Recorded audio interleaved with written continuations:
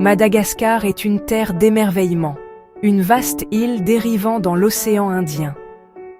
Elle se trouve juste au large de la côte est de l'Afrique, et pourtant, elle donne l'impression d'être un monde entièrement à part.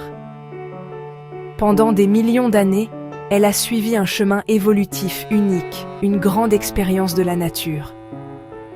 Cet isolement a donné naissance à des paysages d'une diversité à couper le souffle. Des forêts épineuses du sud aride aux jungles luxuriantes et gorgées de pluie de l'Est. L'île est une tapisserie tissée de terre rouge, de forêts d'émeraude et de mers de saphir. C'est un endroit où l'imagination de la nature s'est déchaînée, créant une distribution de créatures que l'on ne trouve nulle part ailleurs sur Terre. Visiter Madagascar, c'est entrer dans un musée vivant d'histoire naturelle. Cette île n'est pas seulement un sanctuaire pour une faune extraordinaire, mais aussi le foyer d'une culture humaine vibrante et résiliente. Le peuple malgache, avec son ascendance riche et complexe, a développé des traditions aussi uniques que la faune de l'île. Leurs vies sont profondément liées au rythme de la terre et aux esprits de leurs ancêtres. Tout au long de l'année, cette connexion s'exprime à travers une série de festivals et d'événements remarquables. Ce ne sont pas de simples spectacles pour les touristes, ils sont le battement de cœur même de la communauté. Ce sont des moments de joie profonde, de souvenirs solennels et de célébrations collectives, offrant une précieuse fenêtre sur l'âme de cette île incroyable. Ici, le calendrier est marqué par bien plus que de simples saisons.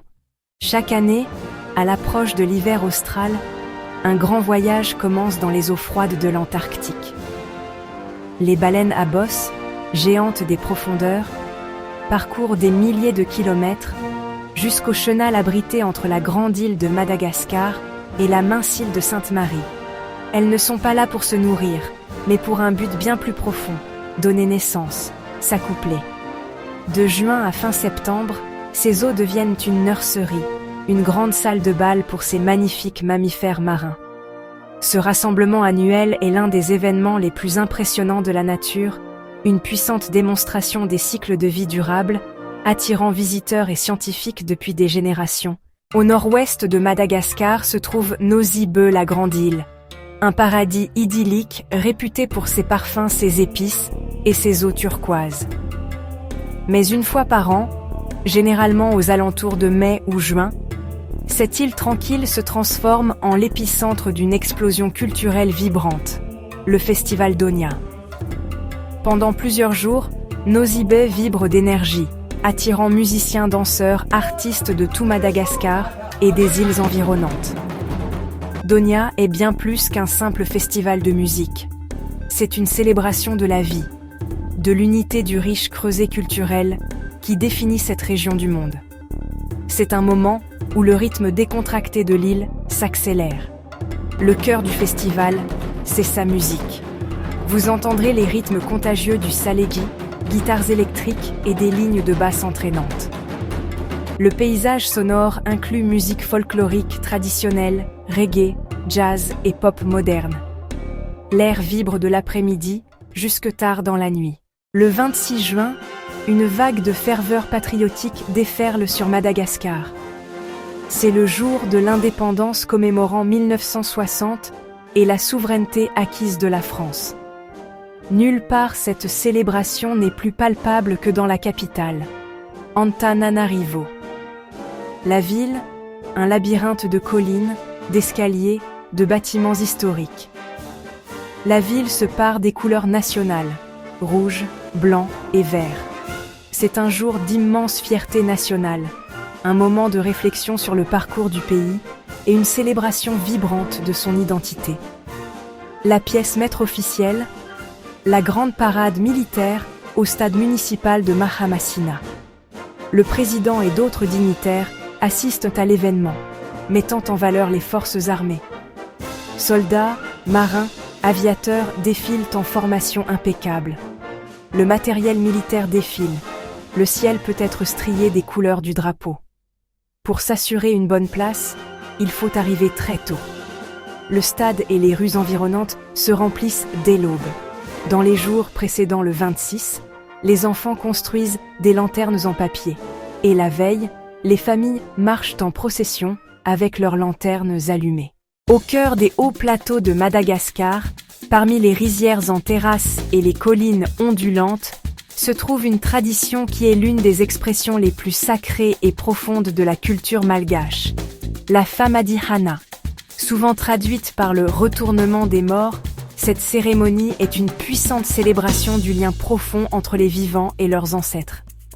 Ce n'est pas un événement triste, mais plutôt une joyeuse réunion, plus courante chez les Merina et les Betsileo, et a généralement lieu pendant les mois d'hiver plus frais et plus secs, de juillet à septembre environ. La cérémonie implique l'exhumation des restes des ancêtres du tombeau familial. Les corps, soigneusement enveloppés dans des couches de linceul de soie, les anciens linceuls sont remplacés par de nouveaux, immaculés.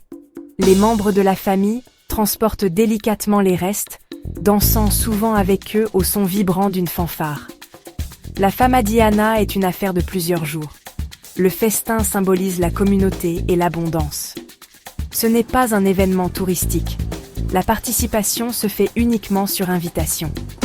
Il est essentiel de se comporter avec respect, de s'habiller modestement, suivre l'exemple de la famille haute et s'abstenir de prendre des photos intrusives sans autorisation. Une petite contribution, comme une bouteille de rhum ou un cadeau monétaire, est un usage. Madagascar est, sans aucun doute, la terre des lémuriens. Ces primates charismatiques aux yeux curieux et aux formes diverses sont les résidents les plus célèbres de l'île, ayant évolué ici, dans un isolement splendide, pour donner naissance à plus de 100 espèces différentes. Ils sont un trésor national, un symbole de la biodiversité unique de l'île. Le Festival mondial des lémuriens, généralement organisé fin octobre, est un événement national, mais c'est dans les parcs et réserves nationales que cette célébration prend véritablement vie. Il y a des promenades guidées dans la nature, des ateliers sur la conservation et des présentations par des chercheurs. Sur les menaces complexes, de la perte d'habitat au changement climatique, et sur ce qui est fait pour les protéger. Les festivals sont aussi une célébration pour les communautés locales. Suivez les règles. Restez sur les sentiers, ne jamais nourrir les animaux et garder une distance respectueuse. La richesse culturelle de Madagascar est tissée, sculptée et façonnée dans l'incroyable variété de son artisanat. Partout sur l'île, des artisans qualifiés transforment des matériaux naturels en objets de beauté et d'utilité, perpétuant des traditions transmises de génération en génération. Les foires artisanales offrent une vitrine concentrée de cet immense talent.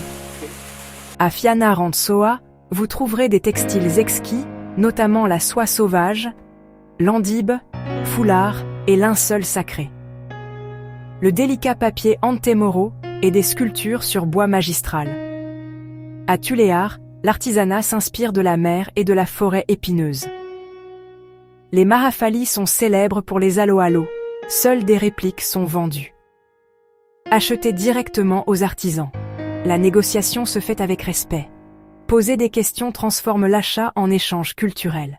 S'embarquer pour Madagascar, c'est se préparer à l'aventure. Et quelques connaissances pratiques peuvent rendre l'expérience plus fluide. Le climat est dominé par 2 saisons. La saison des pluies, de novembre à mars, peut apporter des cyclones et rendre des routes impraticables. La saison sèche, d'avril à octobre, est idéale pour randonner, observer la faune et explorer le littoral. Prévoyez des vêtements légers, une polaire pour les hauts plateaux et un imperméable. Voyager demande patience. Taxi-brousse authentique mais spartiate. Un 4x4 avec chauffeur guide est recommandé. En ville, taxi et pousse-pousse. Convenez du tarif avant le départ. La monnaie est l'ariari. Ayez du liquide. Les DAB sont rares hors grande ville. Changez dans les banques ou bureaux officiels. Consultez un médecin pour vaccins et prophylaxie antipaludique. Utilisez répulsif et dormez sous moustiquaire. Le français est courant. Apprenez Salama, Misaotra. Respectez les fadis. Un guide local aide à naviguer ces nuances. Voyagez avec esprit ouvert, patience et respect. Madagascar sera inoubliable. Un voyage à travers Madagascar, c'est un voyage à travers un monde d'une fragilité inégalée. C'est une terre où l'évolution a créé des chefs-d'œuvre, mais ces chefs-d'œuvre sont menacés. Un pourcentage étonnamment élevé de sa flore et de sa faune est endémique. Il n'existe qu'ici. Une priorité mondiale en matière de conservation.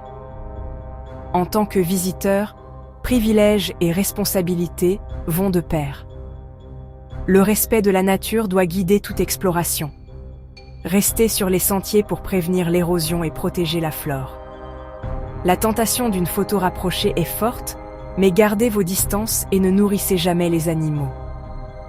Engagez des guides officiels. Leur expertise enrichit et vos frais soutiennent la gestion et les communautés. La société malgache repose sur la tradition, la communauté et la vénération des ancêtres. Soyez attentifs aux fadis. Demandez toujours la permission avant une photo. Habillez-vous modestement. Achetez auprès des artisans, mangez dans les restaurants locaux, privilégiez les hébergements familiaux. Ne laissez aucune trace. Voyagez avec conscience. Et aidez à préserver Madagascar pour les générations à venir.